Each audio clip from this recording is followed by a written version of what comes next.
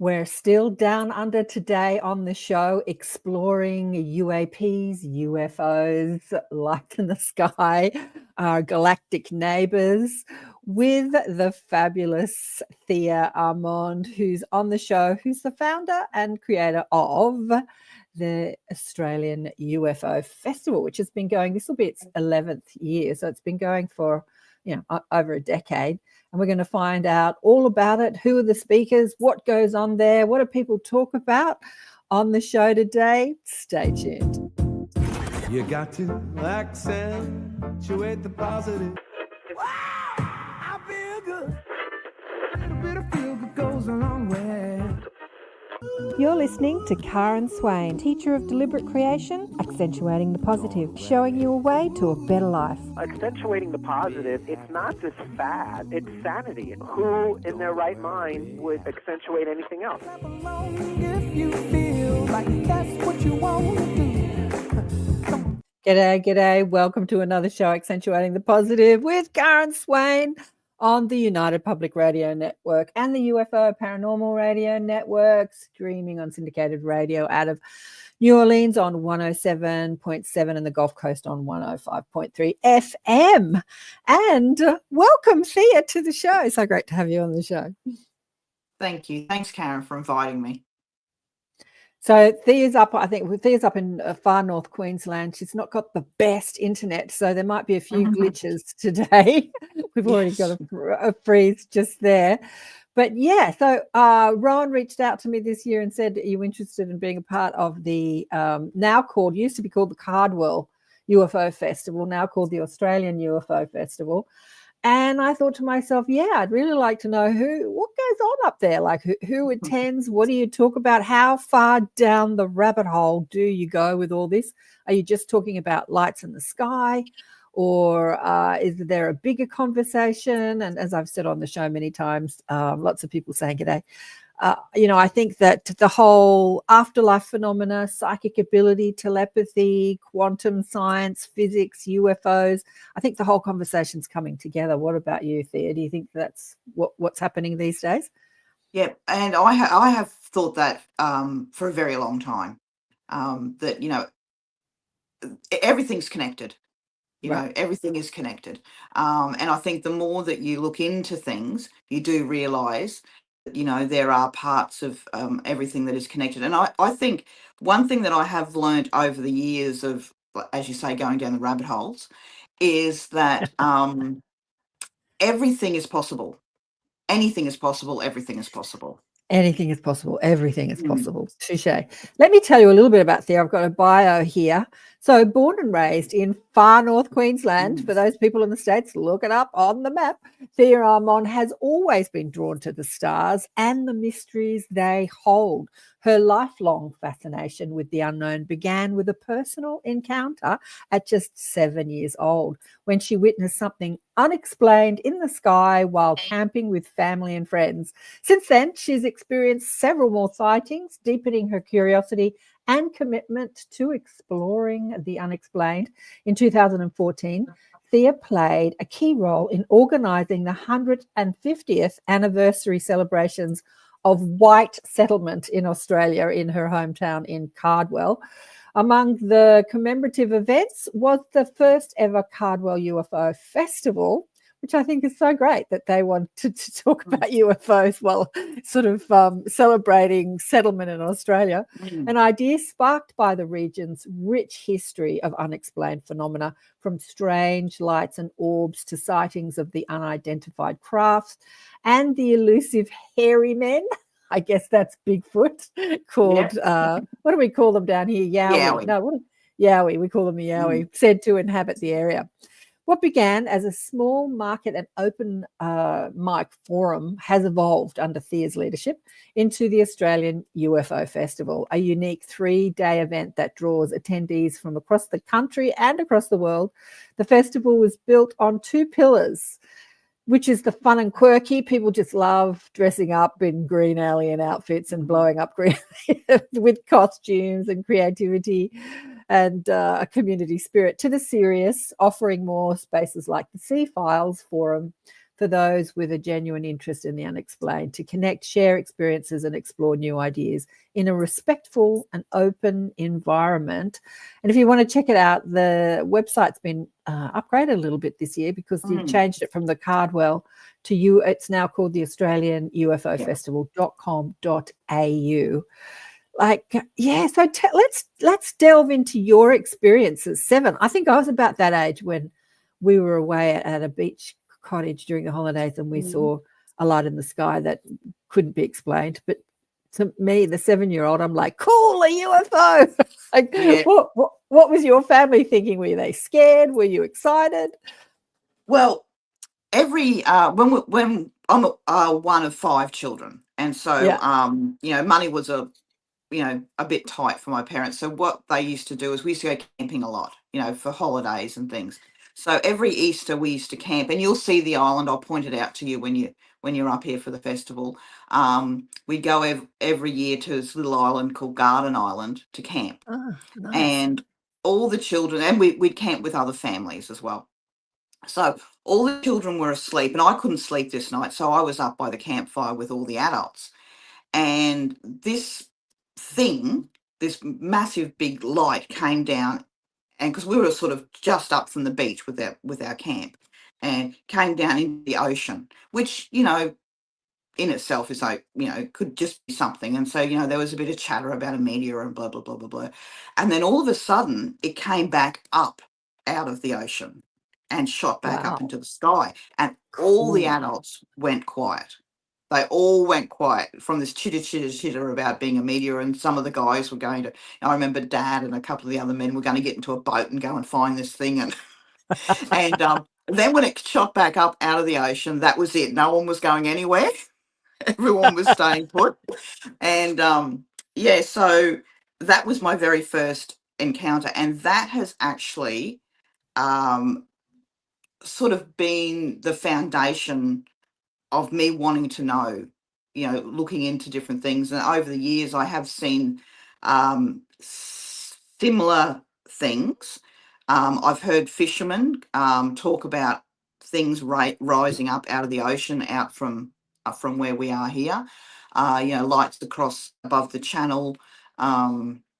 There are these 2 lights that go across the sky. And it's been documented since early settlement, these 2 lights that go parallel across the sky and shoot up. Because when I first saw that and I spoke about it, people would say, it could be a plane. We have a army training base not very far, just a little bit north of us. So, it was all sort of, everyone was poo-hooing it, saying, that's what it could be. But there's actually, at early settlement, there is talk of, something unexplained in the sky is happening. And then, of course, we have the hairy man. Many people have seen orbs up in the forestry here. So it's just sort of been this continuous thing through my life where people have come, because I open up about what I saw, it attracts people to open up about what they see. And that was very important to me when we were talking about the festival, the very first festival, that we would have those components about the fun and quirky and a place for people with a genuine interest. Because there are a lot of people that would talk to me but wouldn't share outside because of fear of, being ridiculed or, made fun of, which of course, happens, and it happens to everyone. And it's just one of those things that you have to accept. But I do think people are becoming a bit more accepting and are listening to what people's experiences are. The world is changing big time. Disclosure is here. It's changing big time. I mean, people that are not interested don't actually see that news channels are talking about it. And when it's on the news, because they're not interested, they don't notice it. But there is coming a time, and I think that time is now, actually, this year and next year, where it will be more in the consciousness of the world. Like, people will start to see it on news. It's just like when you watch the news and there's all these different things, you only tune into what you're interested in. If you're not interested in it, you don't even see that it was on the news. You could be looking straight at it and not see it because you're not interested. But that's because it's not in the collective mindset. But that is exponentially changing. The whole paradigm of you got to be crazy to believe in UFOs or aliens is completely shifted, I think. Let me just say good day to the fabulous audience here. There's Shirley and Heidi and Awake09. Hey, hi Awake09. And Mish, hey Mish, and a whole lot of people online. Mish is putting a few UFOs in there. Yeah, so what's really amazing is that this has been going for like 11 years. I think you said to me that last year you didn't put it on, so you had a hiatus of 1 year. I was burnt out actually after 10 years Fair of enough. doing it. I was completely burnt out, and I just couldn't rally the support. Like it's run on, honestly, an oily rag, smell of an oily rag, and volunteers. That's how we run the festival, and everyone was buggered, really buggered, because we did our 10-year anniversary, and then we got all excited, that we're going to put the festival on again. And the reality of it was that we just didn't have the energy, and we needed that year to recoup. And then and I've been wanting to rebrand it to Australian UFO Festival for a long time.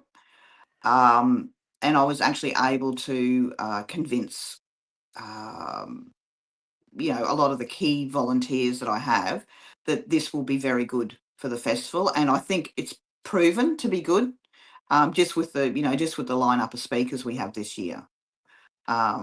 So I always go with my instinct, and I really think we've made the right decision.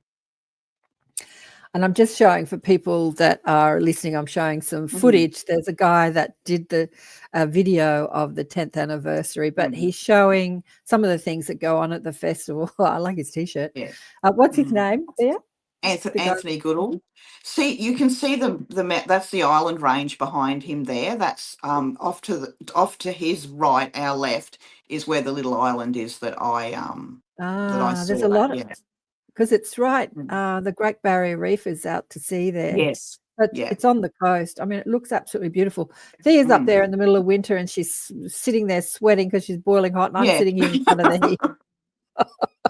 It's quite humid today. So this shows people some footage of, is this the campground here? Oh no, that's the motel that Anthony stayed in. Yeah. So we've added a couple of extra features this year to the festival. We've introduced workshops, so people are conducting a couple of different workshops, and we've also opened up festival camping over at the sports field, because the accommodation fills up very quickly. We're only a small little town, so the accommodation fills up very, very quickly. So how many people come up for it, attend it? I think on our market day, which is a big day, it's about 3,000 plus. I mean, it's Wow. it doesn't sound like a lot of people to compared to some festivals and events, but we only have 900 residents here. So it is a big influx of people into our little town. That island is just off from there, and it's look at the area we live in. How spectacular! It's just gorgeous. So beautiful. Look, beautiful waterfall, and it just looks beautiful. Absolutely, and that's beautiful. What I always say, you can see why the aliens come. It's gorgeous, isn't it? You can see why the aliens come. Paradise. Yeah. Yeah, it's absolutely gorgeous. Yeah. And I think I love my town. Absolutely love my little town. And Anthony's Encounters Down Under, he's one of the speakers this year as well, right? Yes, he is. Yeah. And he's bringing his podcast team with him this year. Podcast team. His podcast team. Yep. So the guys will be coming along. So we've got a little space. So that's the forum there. It doesn't look like that's the forum. Yeah. That's in the community hall. Yeah. I've got to say here, look at all the guys. This is the UFO phenomena is a very male-oriented. Like all the speakers are guys. There's a few women in the audience, but it's a very male-oriented sort of topic, isn't it? The UFO. It seems to be. Topic. It seems to be, but there still are quite a lot of us females there. But it does seem to be quite male. You're right with the lineup of speakers, and when you do see people talking, online and different things. It is very male orientated. Yeah, This is the that's fun the part. local that's the local daycare. That's the daycare. That's our little primary school. They just, and this is why it's so very important for me to keep the two components of the festival, the fun and turkey, because that gets all the children and the families involved, and it really helps the local business. People are Yeah. coming for that fun. That's our foreshore party along our amazing, beautiful foreshore. So we have a band and Oh, you have a and band. Who's yeah. playing this year? Oh, so this year's the Atari band. Every other year we've had Is that something in the Zakharov. sky? Is that a UFO Yeah, in the sky? that There was you the go. International Space Station. But Oh, that was the space station. Okay. yeah, yeah. But we of course, we're all, oh yeah, look. Of course you do, and so everyone just has a lot of fun on the Saturday night. It's fantastic, yeah, and it's very well supported by the locals. Look at this guy. Oh, that's a puppet. Oh, that's Yeah, fantastic. yeah, That's yeah, fantastic. yeah, yeah. And Yeah, those girls definitely. they were in the area in Townsville, and so they contacted me and said, "Can we come along?" I said, "Of course you can. Yeah, the more the merrier." So we have a best dress competition and on the Saturday night. Yeah. So like I said, it's really important to have both components. And with the Sea Files Forum, like we were talking about before we came live, for me, just because I don't know if I really call myself an experiencer. I mean, I've seen things, but I guess that's an experiencer. It's really important to create a space where people can come together and feel safe to talk about their experiences and network with other people, so that they, for a long time you felt very isolated.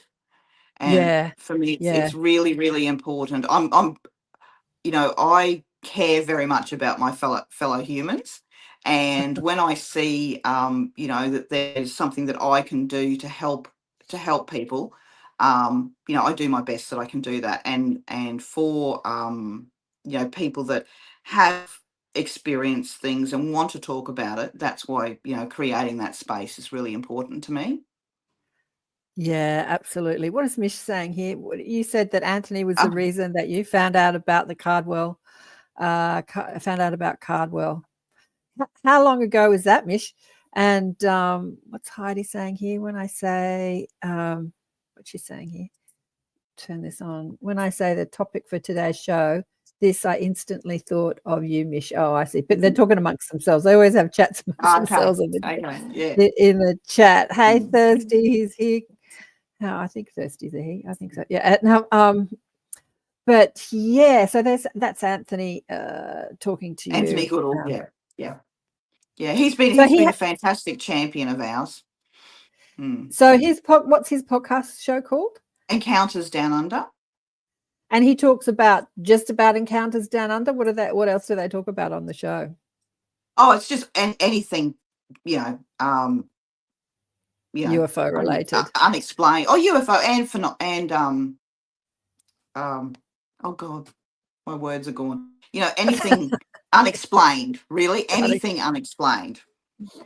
Yeah, the paranormal. I mean, That's the word, paranormal. That's it. Yes. UFO Paranormal Radio Network. It's interesting because I joined this network over a year ago, and the word paranormal, for me, we got to start making this stuff normal instead of paranormal. Like we call it paranormal, but I mean, to the people across the galaxy, this is normal, and it's just the humans who are just not into this stuff that call it woo-woo and unexplained and paranormal.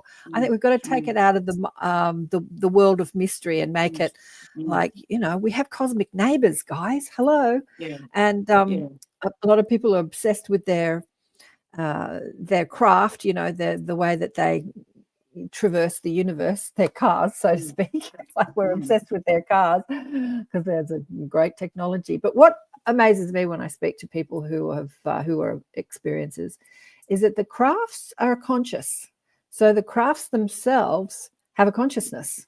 Yes. And so what do you know about that, Thea? Like, well, what have you? I don't really know anything, but I know what I believe, what I know, is that for all of our lives and for whatever reason, you know, we only will accept what we've been taught. You know, we will only accept that, you know, that there's a start and there's a finish, and you know, everything has to fit within, you know, certain parameters. And I think once you start to let go of all of that and really just accept to allow information to flow in, and just, you know, some information may be a bit too much, bit too wacky, but I think it's really important to just listen to everything and, you know, work it all out and just get rid of what we've always been taught in schools or whatever, you know, with even with time, length, weight, all of that stuff, just let it Yeah. go. Yeah. Physics. Yeah. Yeah, just let it. I mean, I know that, you know, I know people say math is math, and you know, chemicals and physics is physics and all this sort of stuff. But I think if we're really going to understand how another species or crafts or whatever can come from way, way, way, way away in the Yeah. Then universe to here, exactly. we Then have math isn't just maths, is it? It's it like there's does a the new maths math. doesn't maths. The maths don't Right. maths. So yeah, Yeah, exactly. There's a yeah, new physics. mm, Absolutely. yeah, And there's people championing the new physics, like, what's his mm, name? I'll think of his name in a minute. No, I can't. I won't remember. But there's another guy. Names. There's a fabulous mathematician. mm, He's an Australian that talks about the new maths, and he's been spruiking it for like 20 years, trying to get it in schools. mm, But no, the systems mm, just like resist the new. yep, Like we talked mm, about on many shows, like humans. I had this wonderful woman back on the show recently called Ann Tucker, who channels the angels. And we were talking about disruption and how disruption helps us evolve, and how humans are so reticent to change. And so in order to change, we need mass disruption, because otherwise we never change. We just say, no, we're going to dig our heels in and this is the way it's going to be.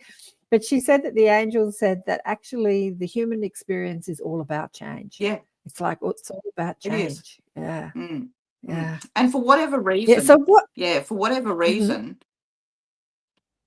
we're made to feel crazy or stupid or whatever because we want to experience the change. Yeah, Mm. exactly. Yeah. So let me talk about your life. Like, how has this changed your life from the 7-year-old spotting a UFO coming out, going into the ocean and coming out of the ocean? I Yeah. look, I don't think it's changed my life at all. I've just lived like, I mean, I experienced that, and then you know, other years after that, I experienced, you know, lights in the sky. I did experience something that I felt from an, you know, here we go. People are going to, you know, feel that it's the crazy coming on, but Bring that on the I'd actually crazy, darling. bring on the Bring it on. crazy, that Bring I'd it on. actually had experienced almost like another crossing to another dimension. Yeah. You know, I've experienced that a couple of times, and that is always when I've been fully awake. Like, I haven't been meditating, I haven't been waking up from sleep. I've been fully awake, and then it's almost like I'm very close to you know, to moving into another dimension, and I've experienced speeding up of time, Yes. loss of time. I think a lot of people have experienced loss of time. Yeah, experienced speeding up of time a couple of times, and each time I've had that experience, I've so desperately wanted to try and get back to it, but you know, it's gone. That moment's gone. So, one thing that I'm very curious about is how to actually, you know, create that with that dimension crossing. So when you say you've experienced another dimension, is it just your perceptual experience of time or is there something else going on? Like, what does that look like when you're experiencing another The dimension? best way I can describe it is that, say, like, you're in your room now, well, everything's Yeah. here. Then it starts to look like a pop-up picture book. Yeah. Right. Yeah. Yeah. Yeah. Yep. That's the best way I can describe it. Everything No, I starts to get look it. like I totally a get it. pop-up picture book. Yeah. And then, you know, I will see, it's almost like two worlds, like another room is like coming over the Merges. top, merging, and Uh-huh. then this room is like fading away, and then this one is coming in, and the pop-up picture book from that dimension is coming in, but I've never fully got into there. No, I totally get it. I used to Mm. live up on the northern beaches here in Sydney, and we were renting this little house for next to no money. I've always had the most amazing, but it had views for days. Like it had this bottom section, and on the top of that bottom section was a rooftop sort of thing, you know, like outside. What's the word I'm looking for? Anyway, and you could stand on this rooftop thing and just see the whole ocean in front of you. And often I would stand out there just gazing at the beauty of the coastline. I could see up and down the coast. And I'd have those moments of like, this doesn't look real. It looks like I'm looking in a book. Like it looks, I'd often have those experiences of looking at this huge vista and experiencing it like it wasn't real. It didn't look real. Like I was looking at it in a picture book, like you said, like a pop-up picture book.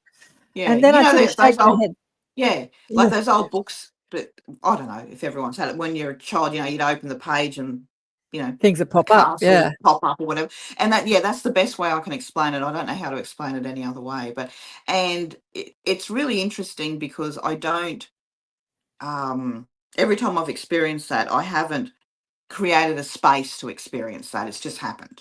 It's just happened. Yeah. Yeah. Yeah, I haven't Yeah. actually created a space because I have tried to create a space through meditation and different things to recreate that, but I haven't been able to. Yeah. Mm. And what other things have happened? Like, have you developed your psychic abilities? Can you read people's minds? Yeah, Are you yeah, I did. empathic? I have as a child, my mother, she passed away. My sister and I were only talking about this the other day. Actually, she passed. It was 22 years ago. She passed away, and yeah, she was very, very keen on allowing all of us to really acknowledge our intuition. Uh-huh.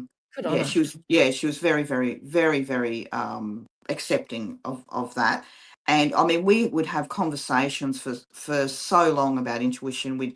She was fascinated with the Egypt. She visited there when she was in her early 20s. She went over there on her own. Good um, on her. yeah, and she spoke very fondly of that holiday. And then I've done card reading, and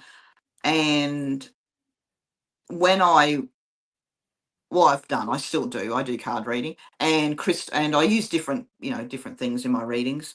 And one thing with the reading is like when I'm doing readings for people, it's almost like a hologram will come up in front, out Oh, of the yeah. card and in front. Yeah.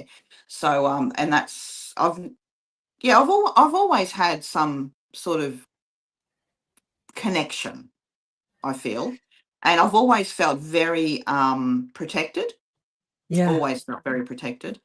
My mother was a Catholic, which was very odd. She was practicing Catholic in her youth. And then when she got married and had us children, that sort of went by the side. But she was always very, very much about that. We had to read the Bible, and not that much of it sunk into me. But it's something that I've started to think. Oh, I might actually start to read the Bible again, because I think everything's connected. I really Yeah. do, and I think how I connect with spirituality is no different than with God. I think I think it's the same thing. There's just different words for it, and I think it's all the same thing. Of And course it is. yeah, Thea yeah, was saying that the original UFO Festival in Cardwell was sponsored. It was free. And she said, we had sponsors. And I said, who was your sponsors? And you said, do you want to say who the sponsors were in the original one? Oh, the originals. Oh, well, they still are. We've got our local council, and we've also got the Churches of Christ. I know. So the government and the church are sponsoring a UFO festival. I'm like, Yeah. Yeah. Things Yeah. happen differently Yeah. down under. Yeah. But But the thing is, our little town, everyone supports everyone. You know, no, we all get behind whatever's happening, because it's very, very important, because we are such a small little town, that the local business economy is very important to all of us. And so and the council and like the church, and we've got a little community bank, they help with sponsorship as well. Um, they're very understanding that this brings, you know, a great economic benefit to the small businesses in town. absolutely. Mm. Tourism. And Yeah.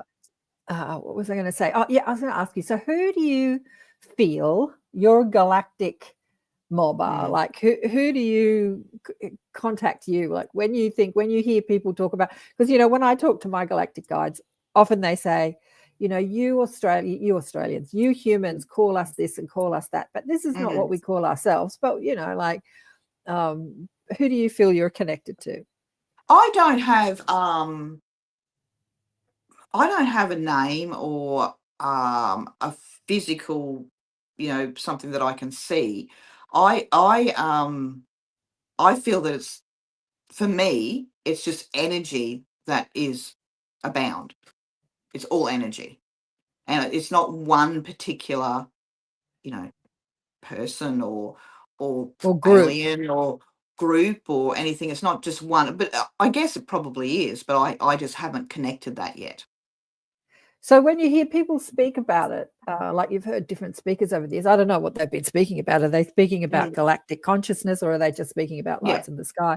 Like people talk about the greys and, you know, Yeah. being in Yeah. contact with the greys, and people talk about Mm. Arcturians and the Palladians and the thises and the Mm. that. Like there's like Mm. millions, Mm. trillions of different, Mm. you know, flavors of ET. But there's a lot of people talking about different forms and levels of consciousness. You've never sort of felt like, oh yeah, that resonates with me, I'm connected to that.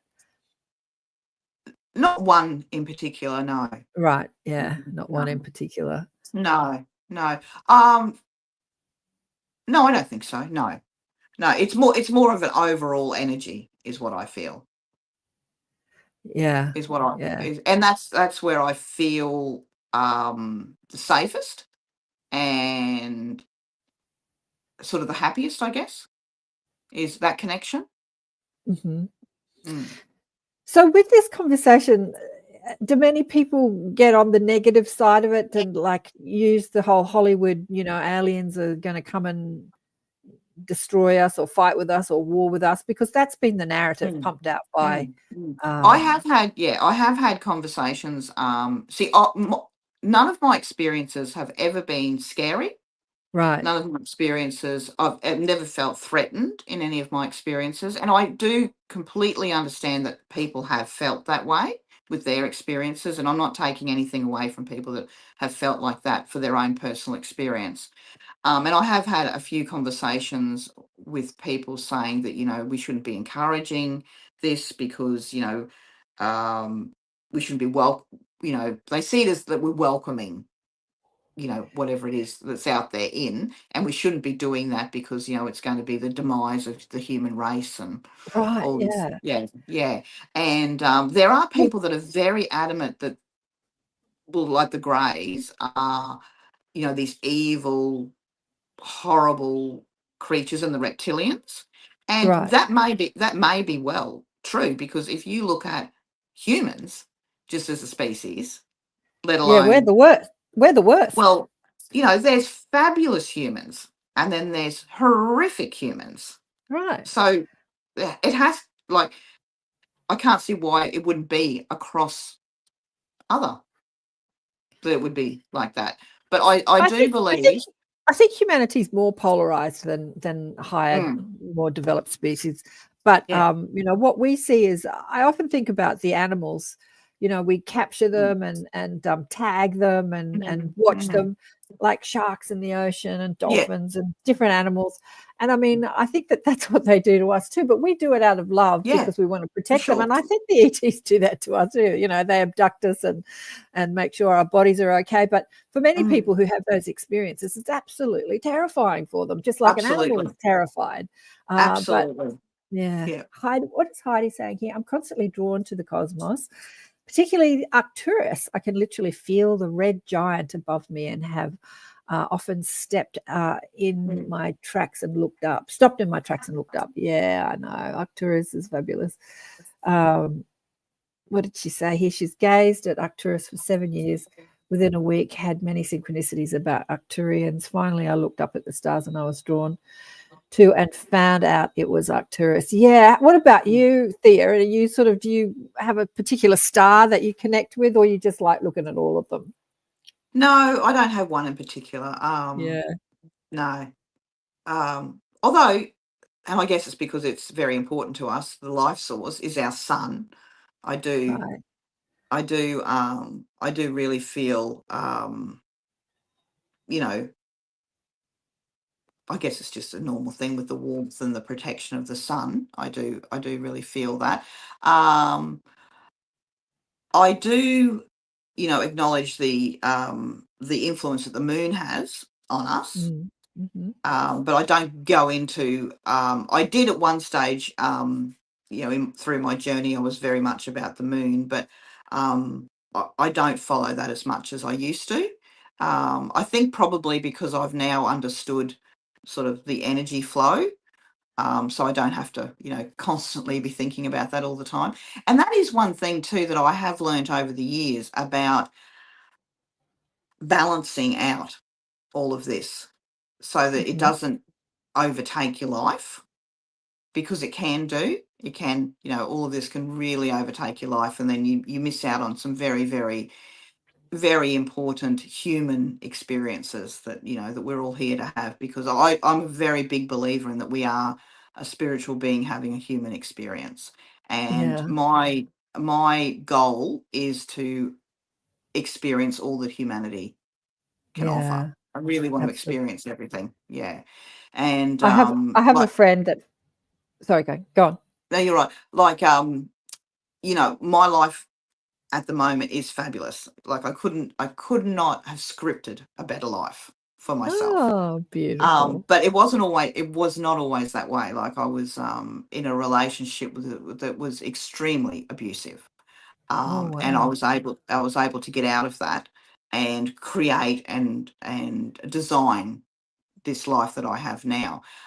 So as horrible as what those years were, I'm very grateful because I did experience that.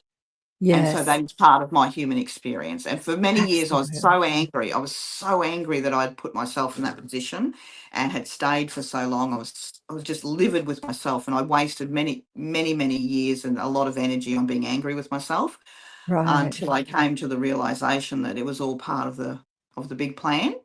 And now Yeah. I'm at peace with that now. Oh yeah, yeah. And So, so part of my so healing journey was to put into really uh, put it into steps as to what I did, and the idea is that I, hopefully will help other people. And it's about after I left the abusive relationship and how I rebuilt my life after that. So we're talking about Thea's Mm. book, which is called Home Study Course, A Conversation with Thea, where she goes into the experience of, overcoming a terrible relationship and putting her life back together, which is so cool. Congratulations on writing that book. It's so needed. Yeah. So what are some of the steps that you did to like really overcome the anger? Because lots of people on this planet, we talk about the aliens being hostile, lots of people on this planet are so riddled with resentment and anger. And the biggest thing is like, we hate other countries, and so we're killing other countries. I mean, the whole war that's going on at the moment, I don't understand it. But it's just hatred. It's just hatred and anger. It's like, I hate you because you believe this. It just doesn't make sense to me. So we need as much, teaching as possible as how to overcome anger. So what did you do? yeah, well, one of the things that I did was actually come to the realization that I can only control myself. I'm only in control of myself. I cannot control anyone else. I can't control anyone else from being a piece of shit.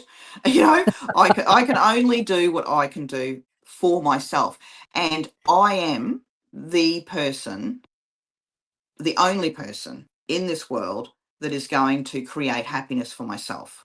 You know, there are other people that give me happiness and joy, but unless I nurture myself and nurture those relationships, it's not going to come to me. So it's like, you know, where you put your energy is where you grow. And I was putting so much energy in trying to, you know, turn my ex-husband into this loving human being that he just never was going to be.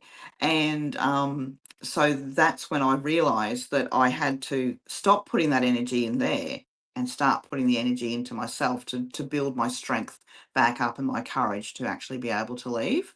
And I think it's really, really important to nurture yourself. Yeah. And you just have to accept, you know, people got different visions in life, people have got different Yeah. ideas. And if they Yeah. don't align with who you are and where you want to go, then just remove yourself from that. Yeah, exactly. Because you can, what I mean, I did. Oh God, I wasted 14 years of my life with that. And, you know, I was convincing myself that I was going to, you know, be able to, you know, to make him into this loving, you know, wonderful human being. And it's really sad though, because the beginning of the relationship was fantastic. But it just crumbled. It just crumbled. Aren't they? Aren't they always? Aren't they Oh, always? it just, You don't usually mayhem. you don't usually fall in love with marry someone if it's not Yeah, fantastic, or maybe you do, but yeah, it's usually yeah, good at the beginning, yeah, yeah. and then it all unravels. But But but I'm very, very, very thankful now that I went through that, because big red flags that I didn't see, that I realized that if I see those red flags again. you were talking about loving the human experience. I have a friend who knows that Mm. he's from another planet, and he said that when he Mhm. was young, he looked up at this particular star and he said, I know I'm not from here. I know that I'm from another place. Mm. Let me know when you want to call me back. But he says to me often, don't you find it exciting to be in a supermarket and be doing like really mundane human things? Like Mm. sometimes he just stops when he's in the supermarket thinking, you can't do this on other planets. Yeah, And I'm like, no, that never occurs to me in a supermarket. yeah, yeah, yeah. But I love that. Yeah, go on. Yeah, I've got a friend. She's an older lady, and oh, she's just wonderful. And she's always felt and she was so ecstatic when we had the very first UFO festival, and she's been an absolute champion of the festival for every year. She's just wonderful. And she has said all of her life she has felt that she does not belong here. She Right. feels that she feels that she was left behind, and Yeah. she's waiting for them to come and pick her up. And Oh, yeah. that's so funny. That is verbatim Mm. what I spoke to Richard Bach, who is an author. Do you know Richard Bach wrote many amazing books? Jonathan Livingston's Seagull was his most famous book, about a seagull sort of leaving the Mhm. pack. And very famous author. He was very reclusive, and about 10 or 15 years ago, I got to talk to him on radio, and that's exactly verbatim what he said. I felt like Mm. they dropped me off on this planet, but I'm not from here. Yeah, yeah. And she said she looks to the stars and she's like, just come back, come and get me. Uh, Yeah. but Well, and I you know, think even just that one experience for this lady, that she felt from the very first year that we did the festival, that she felt at home talking, you know, that she just felt safe in that Sea Files forum, sharing experiences and talking. And, you know, if all the effort that I've put in over the years is just for that one person to feel included, because she's never felt included her entire life, never ever felt right. included. And for her to actually, every year that we have the festival come around, that she gets so much joy out of it. And you know, even if it's just for that one person, I feel all of my hours of no sleeping and the hard work and everything that we do to put into it, it's worth it. Yeah, absolutely. Mm. So I was speaking to a friend of mine. I can't remember now, who was it. I can see her face. I can't remember her name. Who at Contact in the Desert, she ran not a forum, not a workshop, but she ran the space where people that were attending it could come and speak about their experiences. Like it was this safe, sort of little cozy Mm. room where you weren't necessarily listening to a speaker or buying a book or doing the activities at the forum, but you could just go into that space and share about your experiences with other people in a safe space. And I thought, oh, that is so cool. There was a name for it that she called it at Contact in the Desert. She was running it for years. You obviously know Contact in the Desert, the biggest UFO festival in the States. They've just had it quite recently, haven't they? Have you ever been there? Have you been to Contact in the Desert? No, I've been to Roswell, but I haven't been to Contact in the Desert, no. So Roswell, you mean you've been to the place Roswell, or is Roswell the UFO Festival. We went over 1 year. Oh, there's a festival called Roswell, is there? The Roswell UFO Festival in America. Okay, all right. Okay, what was that like? It was very good. Yeah, Lots it was of great. people. Lots of people. And it was very. I drew a lot of parallels to our town. In that it's a small town. It relies very heavily on tourism and different things, and the town comes to life during the Roswell UFO Festival. There's one main street, which is like how we are. There's one main street. There was just it was really good. We really enjoyed ourselves over there. Yeah, that was, I can't remember now, 6-7 years ago. I think I went over. I went over to get ideas for our festival. Well, fair enough. Absolutely. Yeah. And you said about, the Contact in the Desert. The very first UFO festival that we did, we had no speakers, and it was just a half day in the little tiny meeting room in the library where people could come and share experiences, and that's what that's how what it was. Yeah, that was the very first one. And we call it C-Files because it's a take on the X-Files. Oh, is that what it is? Yeah. Let me see if I can let me see if I can bring up, where's the C-File forum? Is that working? Is that streaming? Yep. And then there we go. All the speakers are there. Let's see who's speaking this year. So Ross Coulthard, you got Ross Coulthard to come, but he's not coming live. Why can't we get him live? Let's get him live. Yeah. He was very busy, but I've been we've been communicating and hoping for next year. Okay, cool. Yeah, I reached out to him and said, I hear you're part of the festival. I'd like to put you on the podcast show. And he was very enthusiastic. He said, oh yeah, that sounds great. And he said, but I'm busy at the moment. Get back to me after June 10 or something like that. And I got back to him and I haven't heard back from him. So he is very busy. Yeah, he's a busy dude.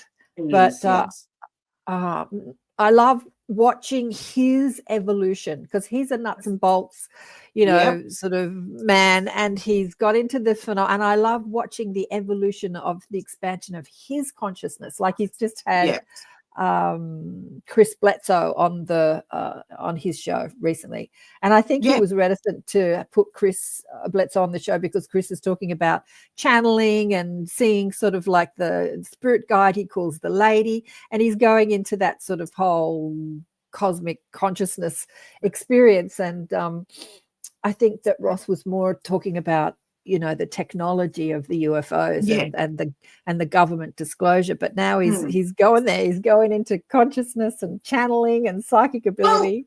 It's so cool. But it always, I've seen different friends of mine. Yeah, it always leads that way, doesn't it? It always leads. Well, it has to. You can't talk about night lights in the sky for the rest of your life. No. And, but I had Damien on the show last week, and he's had a lot of things happen to him. Oh my God, I love him. But he wasn't really happy in talking about a lot of it. Like he was sort of fighting. He just said a lot of I don't knows. I don't know why this happened. I don't know.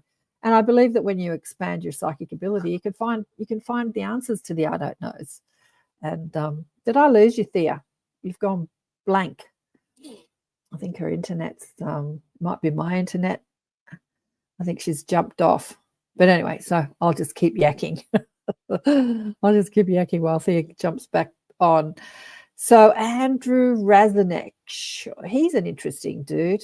Andrew was serving in the US Coast Guard and had a life-changing UFO experience with 20 other witnesses. This encounter would eventually lead Andrew to meet Dr. Stephen Greer and learn the CE5 method. After meeting Greer, Andrew started to train with psychic medium. And so here she is. She's back on. Where are you? There she's I gone. knew We I lost knew you. our I knew the internet was going to do it to me. It's all right. I'm just reading some of the speakers. This Andrew, Mm. how do you say his last name? Razzie, or how do you say that? And, Andrew Raz Zei was anyway. mm, He looks interesting. Is he from yeah. Australia or is he from the States? No, Australia. He's a lovely guy. He can't make it in person, unfortunately. So he's going to zoom in. So you've got quite a Yeah. few people zooming in. As I say, We yeah, would prefer. I mean, look, you know how it is. The logistics of getting up to North Queensland, and that's where I'm going to work very, very hard in trying to get some funding. So if there's any people in the chat that would like to help be a sponsor of the festival, get in contact. Because I think it's really important to have, especially at the forum, to have people in person. Yeah, I think Yeah, so we were too. talking about this before we came live. I just think that human interaction and networking is really, really important. Look, I love technology. I love the zooming in and the online stuff, and it works really, really well for a lot of different things. But I think the actual interaction, physical interaction, is very important. Yeah. Well, to be honest with you, I really Mm. debated going physically. Yeah. And when I saw lots of people zooming in, I'm thinking, well, maybe I can just zoom in. But my guides keep saying, go there, Karen, go there, go there. Mm. So the human me, the sort of one that wants to stay comfortable and not spend money Yeah. and everything, keeps arguing, going, no, it's too far, blah, blah, blah. But my Yeah. guides keep going, go there, Karen, go there. And I'm like, Mm. okay. And then Rowan reached out to me. She's like, have you bought your plane ticket yet? And I'm like, oh, I've got to buy the plane. So Rowan is the one that reached out to me. She's one of the Yeah. speakers. She's coming on the show next week, actually. She's got an amazing story. Yes. Yeah, and she's gorgeous. Do you want to talk Yeah. a little bit about Rowan? How did you meet? Well, we met at the 10-year anniversary is where we met. Oh, She you came met. up to that. Okay. Yeah. And she's just a wonderful human being, and she's been Yeah. so helpful this year. She's just been amazing, and it's because of Rowan actually that we've got the lineup of speakers that we have. Yeah, she's worked tirelessly to get everyone. She's been really, really very, very beneficial to the festival. She's been great. Yeah, and she's got an amazing experience. Mm. Sorry, guys, I haven't been watching your chat. They've been chatting away in the chat. Ah. I think they're chatting amongst themselves. But if you have a question, for Thea or myself, please pop it in the chat and let us know. So what are some of the things that you've learnt there from the speakers about this phenomena that's like blown your mind from putting this on for so many years? I think what really did blow my mind was actually realizing how many people have experienced things. I mean, I knew people. I mean, I knew that people had, but every Yeah. year it's just more and more people coming and talking about what they've experienced. And it's a huge number of people that have if you think about it across the world, Yeah. with our population, it's huge. And the fact, and another thing that's really is hard for me to wrap my head around, is the fact that whoever it is have been able to keep the conversation that we're all crazy with that many people experiencing things, which Yeah, I think exactly. it is Exactly. really amazing. And it also goes to show too how the mind can be influenced. If you're not a strong person and stick to what you have experienced and seen and felt and believed, how easily you can actually be turned around. And so it's really Yeah. important. That's why I think the networking and the communicating with each other is really important, just Yeah. so that we don't lose ourselves. Yeah, You exactly. know? So Bernard Mm. says he lives up in Cairns, Mission Beach area, and he's definitely going this year. Oh, Good on very you. good, Bernard. Very Good on good. you, Bernard. Yeah, it's a couple of hours south of Cairns, Cardwell. I looked it up and it's about a 2-hour drive to Cairns, right? Oh, I think Did she's I frozen again. organise? Is that a question Yeah, for me? Yeah, Mish says, did you organise a photo shoot for a UFO abductee people? Yeah, it's a question for Oh you. no, it was that you, Mish, that thought that'd be a good photo like opportunity thing for the for the festival. Yeah, yeah, Okay, no, we've got to. I'm just trying to work out how we can't quite work out how to do that. Yeah, my husband does. He's a boilermaker, and he makes a lot of sort of the little funny statues and things that are around town. So yeah, we're trying to work out because it'd be cool to create a UFO with lights coming down that people can stand under to take a photo as if they're going up. yeah. So Desley, who's an Australian, who's in one of my groups, as an experiencer, she says it's wonderful to have an event where people feel accepted and can talk freely. When will you bring it to Southeast Queensland? You'll have to come up, Desley. Yeah, she's in Southeast Queensland. You're definitely closer to Cardwell than me down here in Sydney. Yeah. But one of the reasons for rebranding, because we called it Cardwell UFO Festival because way back when it started, it was to celebrate Cardwell. Yeah, exactly. That was the whole reason of the festival. But we rebranded this year. I wanted to rebrand, a couple of years ago, but anyway, we've rebranded for this year, and with the overall vision of actually road showing the festival around Australia.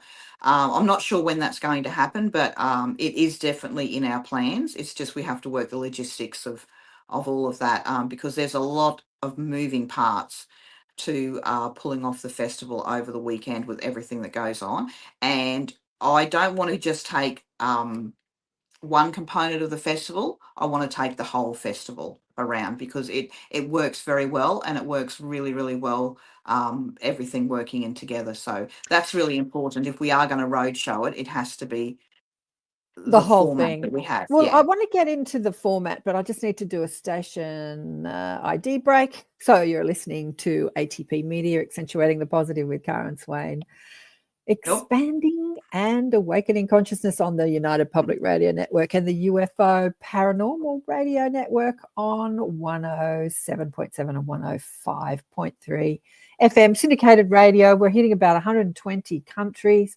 We're streaming on 8 platforms, including Roku. Roku never looks like it's working. I wonder if it does work on Facebook, YouTube, Odyssey. I love Odyssey. It's a blockchain platform, and Rumble. And we're talking to Thea Ormonde, who's the founder, creator of the Australian UFO Festival happening in Cardwell. It's happening between the 8th and the 10th of August. So it's still winter, but it's boiling hot up there, right? So it's like going to summer. Like we're in the middle of winter now, and you're sitting there sweating up there in Far North. It's huge today. Yeah. So so you've got the C files, which is where you sit down and listen to people speak, and then you've got what else are the other components of the festival? You've got a band, you've got music. Yeah. Go on. So we're starting off. Actually, we're starting off. For the festival, we've actually got an artist. He's going to be doing an art exhibition, and unfortunately, we have to do that on the Thursday as the opening of it. But it's going to be up for the whole week. And he's a fantastic artist, and so his works are going to be shown at the library. And then on Friday we have we've got a planetarium coming that we're setting up in the hall for people to come, for the school kids mainly, but it's open to the public to come. And we've got a couple of shows on there. You sit in the planetarium and we talk about the constellations and the stars and things. And then we've got a couple of big telescopes that are going to be set up on the sports field on Friday night for people to do some night viewing. And we've got cool. We've also got some it's called Stories Under the Stars, or Stories in the Stars, where we've actually been allowed to speak about some of the local Indigenous stories in the stars. So we'll be talking about those as well. And then on the Saturday and Sunday, we've got the 2-day forum. And this year I'm so excited because there's 2 full days of the forum, so it's expanded. And then throughout Saturday and Sunday, we've got some little tours going. We've got one little tour. It combines the fun and quirky and the real encounters. It takes you around the back around to different areas that people have experienced things, from sightings of hairy men to orbs to UFOs to, you know, lights in the sky to different things. And that's a 2-hour tour. We do 4 of those over the weekend. We've got one of the boat tour operators. He's going to be doing a tour out around the islands and the channel, because there have been experiences out on the ocean, like the one that I had, as well as other people have experienced things. Then we've got our big party on Saturday night down on the foreshore, which is huge amounts of fun. And then we have a big market day on Sunday. And yeah, that's it. That's the festival. Wow, it's pretty intense. What do you buy at the market? Just your sort of average sort of produce, like just the things, not necessarily UFO related, just like no. It's there'll be some of that there as well, but there, you know, it'll be fruit and veg, handcrafts, you know, homemade wares, you know, we'll have food vans there. Entertainment. The kids have got a designated spot for them. We're calling it the Cosmic Kids Headquarters, so that'll be fun for them. So it's just a nice afternoon to wind down. Oh, we've got crab races as well. We always do our crab races. Crab races. So you race the crabs. That's hilarious. Race our mud crabs, yes. And mud crabs, yeah. We always do that. It's always been a cardboard thing, the crab races, ever since I was a little child. Yeah. Anytime there was some sort of event on, there would be crab racing. So, you know, you have to keep the traditions going. Quintessential country Australian town. Yeah. Fantastic. You know, being a city slicker, it's like it's you're going to enjoy yourself up here, Karen. It's going to be a lot of fun. What was I going to say? I was going to say something. I've lost my train of thought now. Oh yeah, the cost of it. So I spoke to, like, it's next to nothing. Basically, most of it's free. But if you want to hear the speakers or I think you pay for certain events. Like if you go out on the ocean, you know, with the boat, you pay for that. I don't know, $40, 45, I think it is. He's got to go on a boat ride around the islands and different things. So you pay for different things. But I think the speakers forum, you're only charging $35, which is like $20 American. Yeah, I know. It's $35 a day or $50 for a weekend pass. It is one thing that I've really, it is one thing I've struggled with is putting a price on there. But, you know, I have to come to the realization that we do have to start to become sustainable, because we're not going to always be able to get funding. And so we really have to start to become sustainable. And because I'm very adamant that I want the speakers here in person, we were able to help subsidise for our 10-year anniversary, because we actually got some extra funding for that, but we weren't able to secure the extra funding for this year because, you know, the funding body see it as just, you know, just an annual event, nothing spectacular, whereas we think it's spectacular. So we have to be realistic, and we have to work, you know, work out ways to be sustainable. And one of those is having to put a cost on the entry fees to different things. Well, I was telling Thea before that I was invited to a group yesterday chatting with a few people from around the world, and we were talking about different festivals. And there's a festival happening at the end of August here in Australia, the Living Free Festival, and they charge like $500, $600, $700 for the weekend. So like $35 is it's a lot cheaper than that. But and I don't know what goes on at that festival. They've got music and they've got speakers, and they're sort of talking about sustainability and consciousness and all sorts of things. I don't really know what they're talking about, politics, and they're getting into politics and sovereignty. Oh, that's one thing. Yeah, I don't really want to bring politics into our festival. No, well, you know, I don't think it's needed. I don't think it's like needed. how to live outside the system. So I looked at the speakers, and I don't know if I think I'm the only speaker that's really talking about psychic ability and consciousness, expanding consciousness, right? What's everybody else speaking about? Just them. Lee's talking about, you know, the government not telling us everything that the government knows. Well, there you go. There's the politics. Just their own different experiences. Anthony with the podcast, he'll be talking about, you know, the investigation, you know, when people experience something, like what's the investigation into that. It's mainly just their own personal experiences and, you know, how they've navigated through that. Yeah. When Ron reached out to me, I thought about it, and apart from my curiosity of wanting to know what goes on, especially because it's been going for so long, and it's the same with being on this network. I thought, like, this isn't my tribe. These people are not talking about the stuff I talk about. And my guide said to me, because I talk about psychic awareness and being connected to your guides and never feeling alone, all the things that you've spoken about, but you're not actually saying, I'm talking to my guides, but you are, because you're feeling them. They said to me, yes, exactly. We've got to bring this conversation into this arena. Like, that's why you're on this network. That's why you're going to. I'm like, okay. Because it's time to, as I said before, to just move all these conversations into one, because it's all one conversation. Like the after, like speaking about afterlife, it was a question that I had posed before. Have you spoken to your mum since she left the planet? Yeah. And what has she said to you? Pretty well much, what we talk about when she was alive, really. Yeah, just have some very nice conversations. Yeah. And my father passed a few years ago as well. And, I wouldn't say that I have conversations with him, but I have connection. Right. Yeah. I can feel I can feel his presence in certain situations. Absolutely. Yeah. And I honestly don't think there is a day that I don't feel my mother. Like Nice. she really, she is everywhere with me. She's definitely so when you were talking about her before, she's definitely championing you with all of this. She would be so excited and happy, and she would love it. Yeah, she would be the biggest fan. Well, she would love it. She is loving it.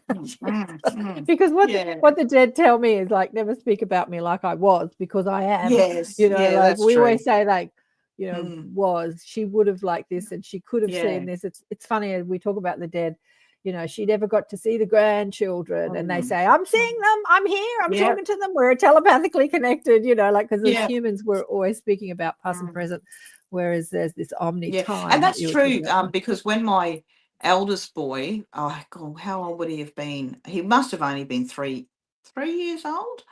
He was on the veranda playing, and then he came in and he said to me that there's a lady on the veranda with him, and I thought, oh God, I didn't hear the dogs bark or anything, I didn't. So I went out and there was no one there, and then he goes, oh, she's gone now. And I said, what did she look like? And he said, oh, like Auntie Helen, which is my sister. And she had my sister had long hair, and she looks very much like my mother. And I thought to myself, because when Mum, she had very short hair, when I was a child, she had beautiful long, like down to the lower of her back, beautiful long black hair. And I thought to myself, that is how she would present herself in the way that she felt. And my eldest boy, he had a very deep strong connection with my mother during his early childhood. Right. So when you say with your mother, after she like, she passed before he was born, 22 years ago, right? She passed before. And he felt her around talking to her. So how old are the kids now? Your kids now, are they grown up? Yep, 23 and 18. And do they still have that psychic connection, or they just don't talk about it? My eldest does, definitely. And he doesn't talk about it. He doesn't talk about it at all, but he definitely does. And my youngest, he does as well.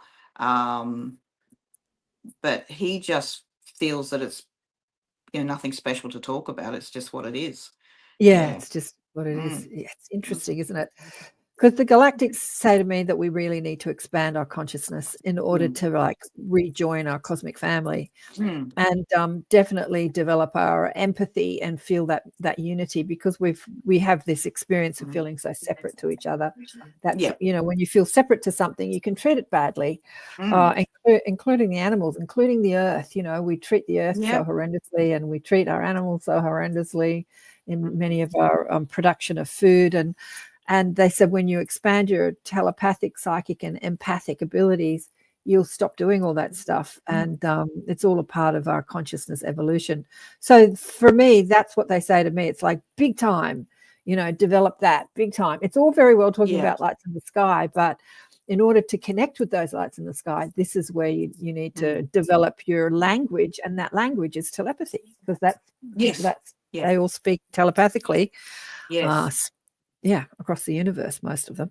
So And I feel that, especially with I mean, I know I am with my boys, I mean, and my sisters, all of our lives, us three sisters, we always knew how each other was feeling and thinking.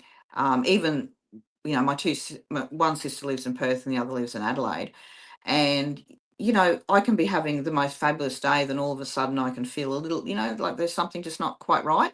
So, you know, and I'll know which one to ring, and sure enough, that's what's there's something going on, or they're just having a down day or something. And I'm just exactly. I think though most parents, if they really thought about it, they have that connection with their children.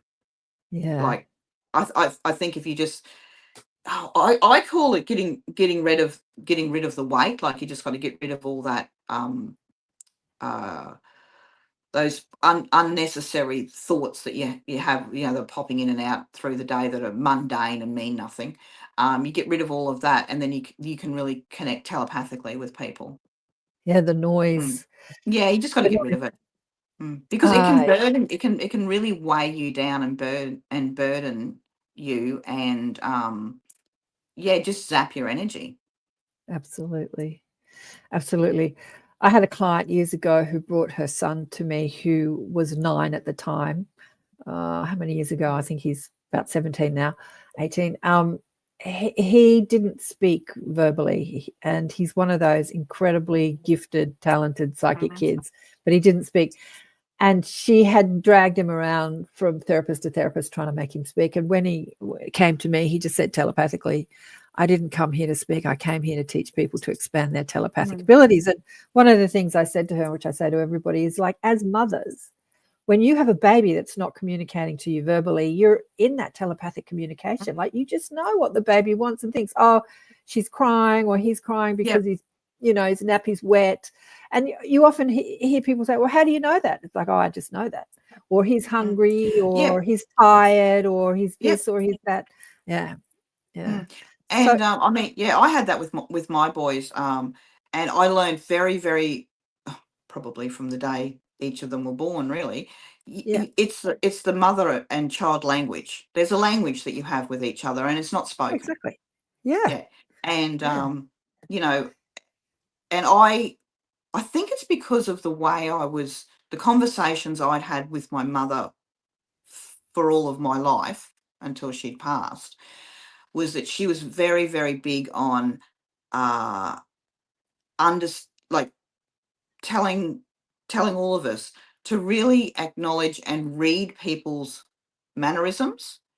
We're not. I mean, I'm not, by no means I read body language, but I can read people Yeah. as very quickly, with just the different, well, the mannerisms they have, the different energy they're giving off, and it's very important to really listen to conversation, to what people are actually talking about, because you know you can really work someone out very quickly. Yeah. Mm. Absolutely. I had that ability most of my life, and it was something that it Mm. confused me greatly because I would see or hear or know what they really felt, even though Mm-hmm. they were wearing the mask, and I would speak to what I was feeling, but the Mm. mask was like, you know, like, don't look into me because I'm presenting this face Yeah. that I want you to see, but you Yeah. could really feel like what was really going on underneath that. But it got me into trouble as a kid because people Mm. don't often want to be revealed. Like they want to put on the No. mask and No. pretend everything's okay and Mm. stuff like that. Yeah, it was confusing to a kid Yeah, until I and it started was, to. yeah, it was very and you know, like and like my first marriage that I got into, and you know, I think what it was, now looking back at it, I was quite young when I got into that relationship, and you know, it's sort of when you start drinking and you know you're socializing, and you know you're only you know, I was only a teen, I was 17, and I'm, you know, think I'm 35 years old, you know, carrying on like a moron, and you know, just partying all this. And when you do that, you do drop your ability to understand and to read people. And I just got myself into situations, and then they just was spiraling and spiraling. And yeah, it wasn't until I'd actually got out of there that I've come back to who I really am. And yeah, that was really interesting, because I was just thinking then, oh, you know, how did I let that happen to myself? But that's what it was. I just dropped the ball, really. I dropped the ball. Yeah, absolutely. And I think Mm, often as healers and empathetic beings, mm, when you see someone who is running a program of limitation and resentment and fear and mm. anger, rather than stepping away from them, you think, oh, I can help them. I Oh, can help you. yeah. You know that, I, don't you, Thea? yeah, I've got the Let me help answers. you. I've got the answers. Let me Mm. marry you and Oh, fix you. oh, yeah. Uh, It's I say interesting, to my because it was a week before my wedding day, and I said to my mother and my father, I said, I don't really think I want to do this. right. And Mum said, right, cancel it all, cancel it. And my father said, oh, you've already sent the invitations out. Everyone's coming. People have paid a lot of money to come to this, blah, blah, blah, blah, blah, blah. You're just getting cold feet. And I'm sitting there and I'm thinking, I don't think it's cold feet. But anyway, with it. Yeah. Yeah, I Right. still remember that day. Yeah, it was so funny. She just jumped up. Yeah, cancel it. Yes, yes. So let me ask you. So you knew it. Oh God, I did too. Oh, You knew it, but yeah. you lasted 14 years in the marriage? Yeah, 14 years. There was a 14 years. couple of breakups, and going back, and just and it was just that ridiculousness of thinking that, Oh, Thea, I that know exactly what you're talking about. With my first marriage, I was exactly like that. And he wasn't an mm, awful person. He was just running some limiting mm, programs, which yeah, creates chaos. And I was running limiting programs, creates chaos in your life. mm, But I knew that too. I mm, was like, I didn't want to do it. And I'm like, the invitations, like the ball, momentum's mm, built. You can't stop now. And I'm yeah, like, oh, I'm just having cold feet. I'll get over it. mm, But yeah, I didn't last 14 years. I last 4. mm, no, Always about my limit, mm, but we're yeah, still friends today. And yeah, I've watched his consciousness evolution. He's had a tough time. He's had a couple of yeah. partners. Look, I mean, he was very abusive. Like, yeah, he was very abusive, but we, I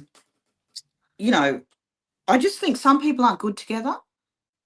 Some people are horrific together, and then they will split up and go off with other partners and have fantastic relationships. I just Yeah. think we just were not a good mix. Well, as you say, you learnt a lot about what it is to Mm, be human. And mm. even though I think yeah. I think you're a better I'm a person much because better person. exactly. Yeah. And even though you might not call yourself healer, being a festival organizer, coordinator, Mm, really you're bringing healing to the people. You're bringing healing to those people that feel unheard and yeah. we're like, Well, yeah, I you're hope good. so. Yeah, I Yeah, hope I am doing that, because that is the big what you driving want force to do. for me. Yeah, Yeah, yeah. exactly. Yeah, beautiful. Well, I have to say the chat has stopped. What happened to you all in the chat? You've not as chatty as before. That was going great guns before, but we've got about 10 minutes to go. Mhm. Anything else you want to share with people before we go? No, but I guess I'm always looking for ways to bring new things and to bring new experiences and things to the festival. I'm very open to suggestions of anything. So on the webpage, there is the chat box on there, or if people want to email, it's groundcontrol@australianufofestival.com.au. More, well, any comment or any way that they think it can improve the festival. And I'm very, very interested in taking it on the road. So if there's any particular areas within Australia that that people would think that the festival would go well, I'm open to it all. Oh, and if there's any great people in there who'd like to do any sort of, helping with the funds of sponsorship, there's also a link on there for that. And it's just because we have to work out a way to keep the festival going. It's very Mish, important. I think Mish wants you to bring it to South Australia. You in South Australia doing. Oh, okay, yep. Yeah, Yep. she said. We can talk about that. Absolutely. Shout Australia. Yes, South Shout Australia. Australia. Shout Australia. Yeah, Lol. shout Australia. Shout Australia. Yeah. One of the things that one of the things that I realized talking to Damien last week was just how much phenomena is in Australia. Like, I haven't seen what he's seen. I mean, I see them all the time. Like, some of them I just look up in the sky and say, show me. And they show me. And sometimes I'm just sitting on here, like I've had sightings, just sitting on my couch watching television. And I'll look out the window and a star will like turn into this big sort of like light and like flash at me. And I will go, oh, hello guys. But I was out in the outback in 2002 in Uluru, and I looked up at the sky and there was so many stars. I didn't see anything. I think the sky was so busy. You know, in the city, it's not so busy because of the pollution. You can't see all the stars. But out in the outback, it's hard to see them amongst all the millions and millions of other stars I found. Yeah. Have you been to North Queensland before? I have. Yep. Yeah. Been up to Cairns. But a long time ago, when I was young, I worked up at Hamilton Island. Oh, yes. That was in my early 20s. Like, that was a very long time ago. But yeah, not recently. I have to say, my daughter's up there at the moment in Cairns. She does a lot of stuff because she's very involved with the oceans, and she's been working for a charity up there that cleans up stuff. Maybe we should get them involved. But it's a different conversation. Not Tarragon Blue. No. Paisley. What does she call it? Anyway, I've forgotten the name of it. But it's a very different conversation. As I say, she doesn't want to talk about aliens. She's involved in all these people that are for conservation and saving the oceans and saving the animals and everything. But they just don't want to talk about aliens. It's not a conversation they want to have, which is, I think, well, one day they'll realise they're in the ocean.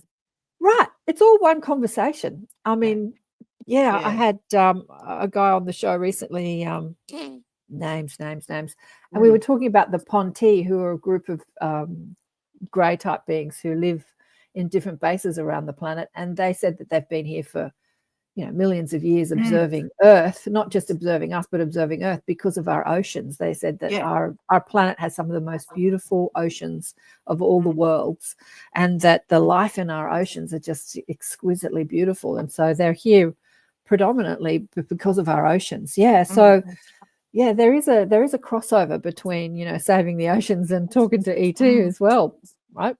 And I've always, I guess it's probably because of what I experienced when I was so young with this thing coming back up out of the ocean. I've always had this belief that there is, bases or something deep within the ocean. I've always believed that. Yeah. And I mean, we've explored, what do they say, 7% or something of our oceans? Yeah. Is that what I've got right? Or I might have that wrong. But it's very minute. It's very minute of what's been explored in the oceans. And, sometimes I think, maybe leave it at that. Just, we don't have to explore everything. Well, you say that, but people will. I'm looking for the name of that company that she's been working for. Because it's a great company. Here we go. Parley. Parley, I think it's called. Oh, and they are Parley Australia, Cape Bedford.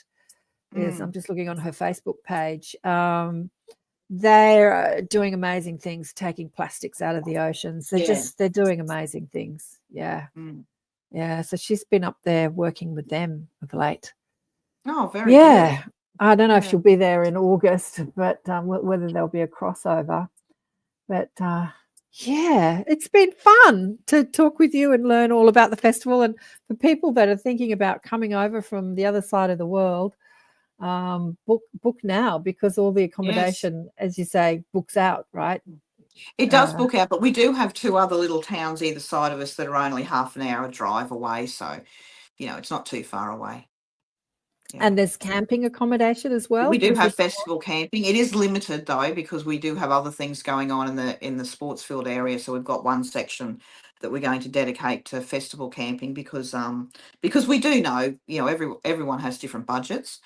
And then, of course, if all the motels and the caravan parks and everything get booked out. So we do have a festival. It doesn't have to be camping. You can bring a caravan or an RV or whatever, is fine. Yeah, but that is actually on our website in the accommodation right down the bottom, and you just click on the button, and it'll send us an email alert to say that you're interested in the information. Then we'll email it off from there.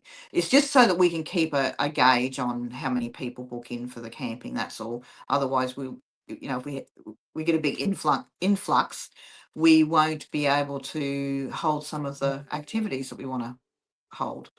Yeah, Over exactly. there. Mm. I'm just showing this parlay people. They're in Cairns, Sheridan Street, Yep. Cairns. Okay. Just seeing, they're going, Oh, that's picking great. up all this stuff. Look at the crap they're picking up out of the oceans, It's ropes amazing. and look at There's that. Wow. there's Horses on the another beach. group called Tarragon Blue, and they do our beaches here and our islands. I think they do it nice. twice a year. They clean the beach. They clean the beaches, not the ocean. The beaches up. Yeah. They do a fantastic job. Yeah, amazing. People doing amazing things. Amazing things. Call it off-planet. What are you saying? Off-planet campsite. Yes, she's saying. Well, thank you, honey, for being on the show. And you don't have your own personal website, but No, if you want to not yet, get, no. if you're interested in Thea's book, I'll put the Amazon links on the link underneath this. I've got a webpage that I've made for Thea, and I'll put the book there. If you want to find the book, we have to get your website up and running, because I think your book, it sounds amazing. You talking about coming out of the terrible marriage and creating the life that you love. Home study course, a conversation with Thea. Yeah. And I look forward to meeting you in August. Yes, in thank you for Queensland. Yes, thank you for inviting me on too. That was great. Misha's saying thanks. Love might see you, Mish. Yes. Yeah, I think she said she's South Australia. If I can come up from Sydney, Mish, you can come from South Australia.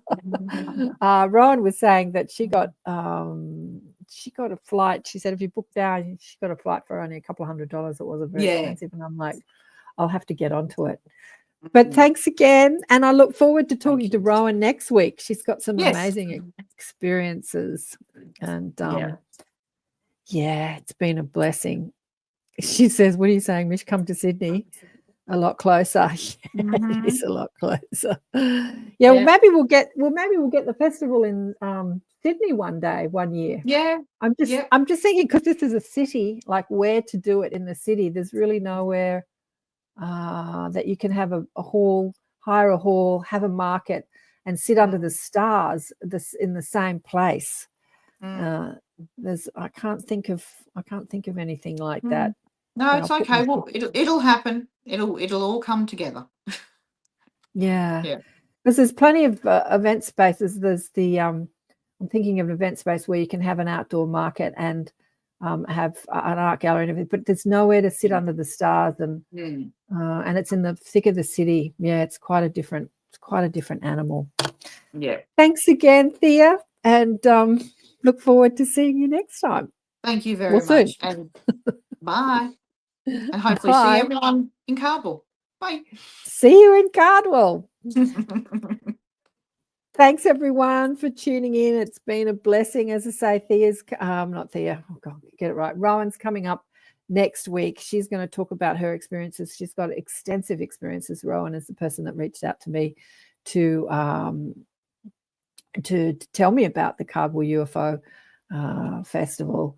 And I said, I want to know more about it. So she's going to come on the show and share her experiences. She's actually been on Preston and Dolly's show too, on the Lightgate. And I'm like, how did I miss? Because I usually listen to most of Preston and Dolly's shows. I'm like, how did I miss the show that they did with Rowan? But so we're going to explore her experiences next week. And remember, if you want to book a ticket, you can go to, let me bring up the website again, share this tab. She's got the Greys on the website. Oh, that's to become a sponsor. Let me put this up. You can I love this image. You can go to the website. Is there a place to buy the tickets? Something I didn't ask you. Festival schedule with C files. You can see who's talking. Anyway, I'm sure. Is that where you can buy tickets? There. Let me ask you. Do you buy tickets on the website? If you go into hold on. If you go into go back up the top, go into festival schedule, and then go into C Files Forum. Mm-hmm. Scroll down a little bit. There should be. See I'll that purchase purple your bar? Fast Forum tickets. Okay, I gotcha. Yeah. And then But if in the people, tours, there's a little tours one. It shows the different tours that we've got and workshops as well. oh, So okay, anything, great. everything's got their little link on there. Oh, we've got to go. Gone over time. Okay. Big love to All right. everyone. See you next time. See you. Bye for now. Bye-bye.